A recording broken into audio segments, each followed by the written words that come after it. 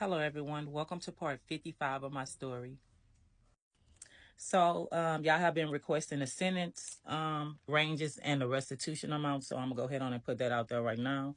So, by the end of 2018, all seven of us co defendants in this federal wire and mail fraud scam have been sentenced to prison time. There are other individuals who were never sentenced. I don't even know why, but it just didn't happen. So defendant number one, my ex, he received a top of the guideline sentence like myself, 235 months, and his restitution amount was $4.6 million. I'm defendant number two. I received 96 months, restitution amount $4.4 million. Defendant number three, of whom is my cousin, he received a 28-month sentence, restitution amount $720,000. Defendant number four, who was an informant, his sentence 36 months, restitution amount $3.456 million. Defendant number five, informant, received 13 months, restitution amount unknown. Defendant number six, informant, received 24 months, restitution amount unknown. Defendant number seven, my ex's baby mom, federal employee, 24 months, restitution amount in $166,250.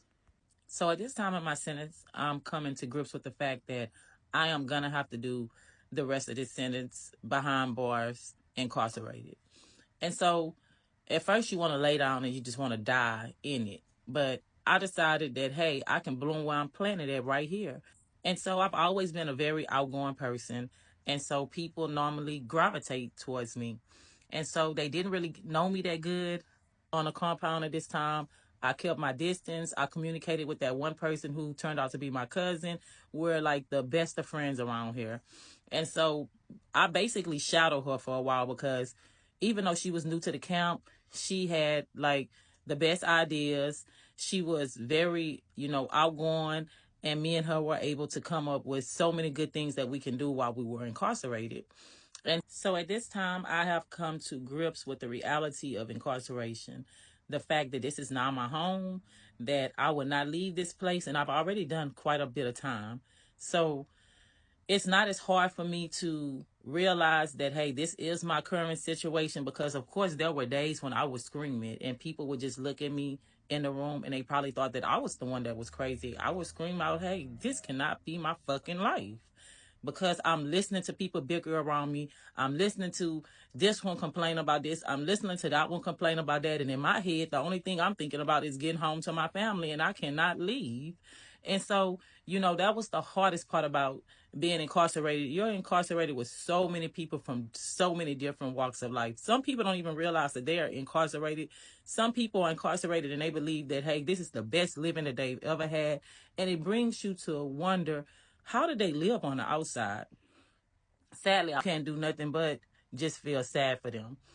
And at this point of my incarceration, I'm having to break that bad news to my daughter, who is expecting her first child, that, hey, so my daughter, she broke down. She was so hurt that, I wouldn't be coming home. And she was concerned about me at this point.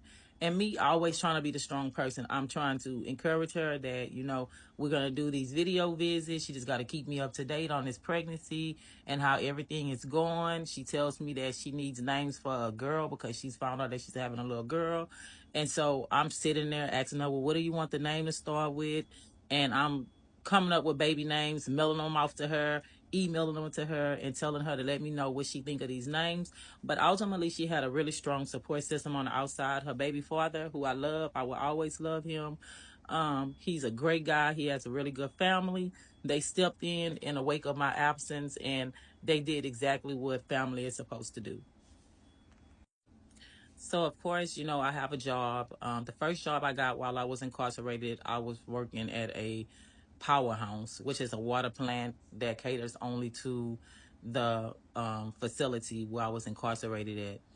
The job was a bit boring for me. I didn't like it. I didn't like the fact that I had to wear steel toe boots for a 7-hour shift, and it was just a little bit too much. So I didn't stay on that job long.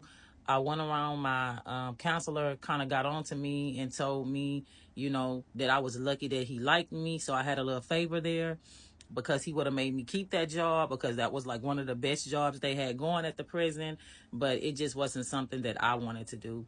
So I then go into food service. I'm working in the kitchen. They happen to just throw me in the dish room. And I remember working in this dish room, and that job too was like overbearing. I worked there for about 8 months. And I remember one day I was talking to the counselor, and I was basically like, I hate this job.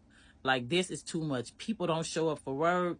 I'm in here, they're throwing their dishes at me. Everything is all over me. It's disgusting inside of here. Sometimes there's rats running around while you're working. It was just horrible. And it was something that I know that I would never, ever get used to. So I remember one day he was coming through. He walked over to me and he says, "Hey, Bush, you want a new job?" And so I was like, "Anything. What is it?" And he was like, "Come see me today and bring me a form." And so I got off of work. I went to my room. I showered. I cleaned up. I went, grabbed me a form. I brought it to his office. And so you have to have a form filled out so that you can transfer from one job to another. So he signed this form for me and whatever. I brought it to the kitchen boss and I begged her to let me out that position because if she had said no, I wouldn't have been able to get out of it. But he and her were like really good friends. And so she basically told me, "You're lucky that I'm friends with the counselor because I would have made you keep this job." And so now I'm a camp orderly. And so it's the easiest job you can have. Basically, I'm in charge of 2 TV rooms. And so my job is to make sure these TV rooms are clean. And me being the clean person that I am, that was very easy for me to do.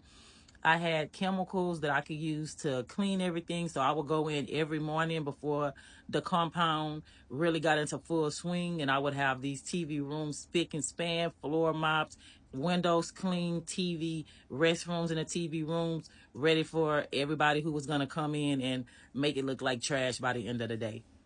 Around this time, I get an email from my sister who's a federal employee, and she's basically telling me how she's going to resign from her job. She's so sad about my situation. She's devastated. She and I have been the closest of sisters forever. She's the oldest, and I'm 1 year under her. And so my incarceration is devastating her, just like it's devastating my family. And she's deciding at this point, I'm going to leave this job and I'm going to go to school and do something that I actually really want to do. I don't want to be a part of this system that is incarcerating our people the way that they are. She completely leaves the system, where it's at, and she says she wants to do something different. She want to make change where she can not be a part of a system that is unjustly incarcerating people. And of course, I think the impact of her decision was based off of my sentence. She didn't like how I was sentenced, and it was just getting to her a lot. And so my sister left her job and she went on to do something different.